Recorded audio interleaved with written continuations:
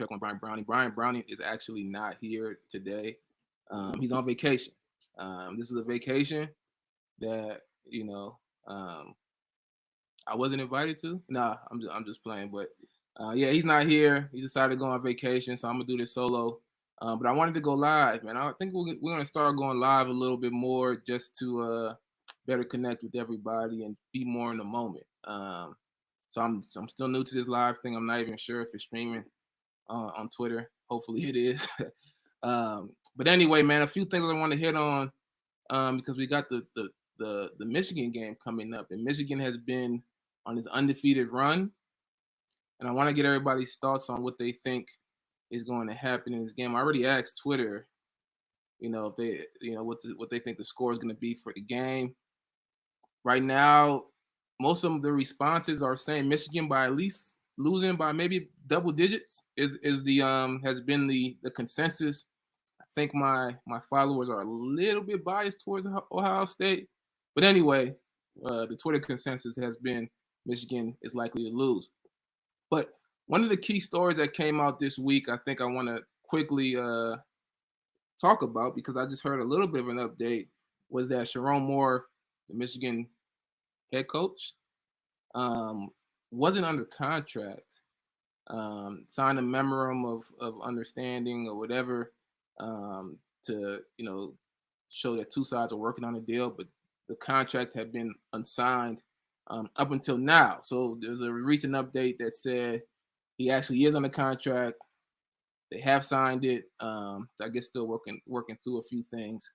So I'm not sure what to believe. I'm interested in what you all think. Do you think that there is a contract that's been signed? Do you think that all the media talking about, all the attention that has been brought to it recently has led them to get a deal done, or is it more of let's sign something that says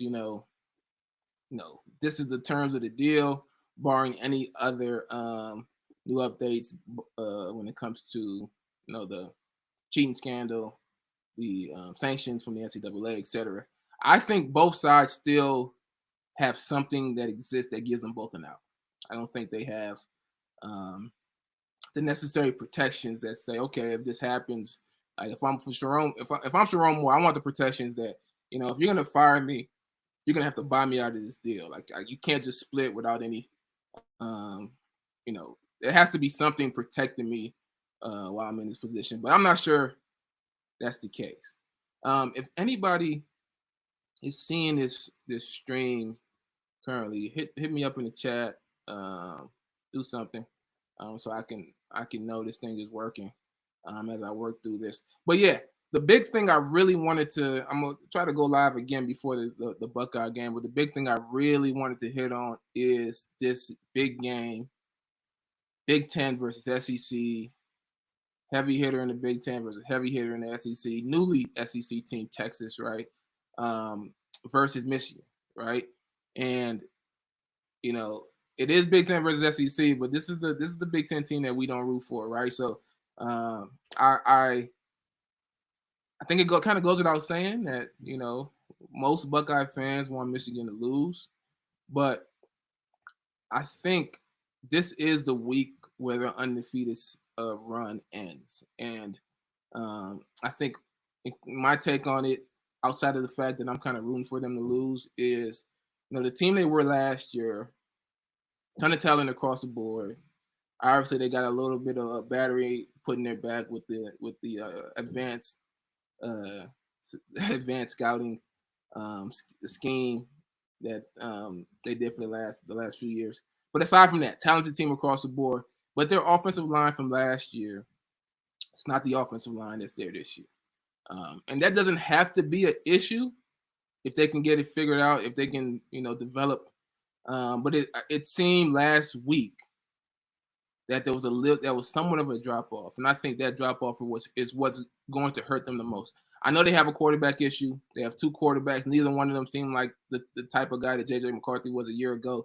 Neither one of them seem like they're equipped with the talent to be, at the top of college football. but they both bring something to the table that I think would be enough if they had a dominant offensive line from a year ago, honestly. Um, enough to compete, right? Enough to compete with a team like Texas, enough to keep the game close. And I think Alex Orji, his dynamic, he's somewhat dynamic in the run game. He gives them something to work with. But I think in the end, the game remains close because of the defense on both sides. Um, but I think it remains close for most of the game. I think Texas pulls out by about 10 points because Michigan just can't generate enough offense. I think one thing to look at is who's the starting running back? Who's the main guy at running back for Michigan? I don't think it's Edwards.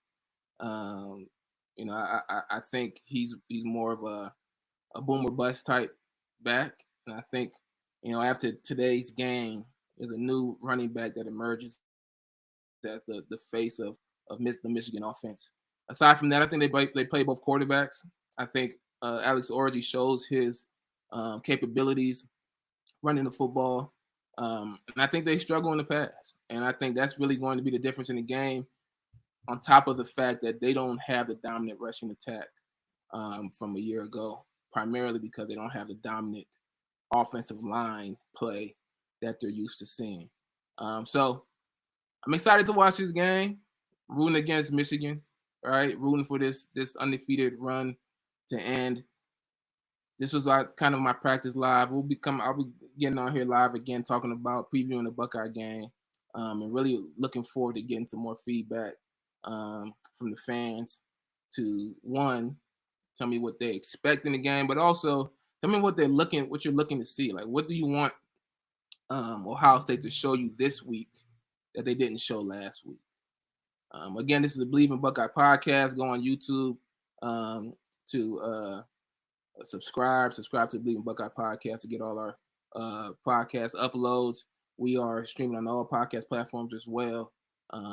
So looking forward to continuing to connect with you all. So go Bucks.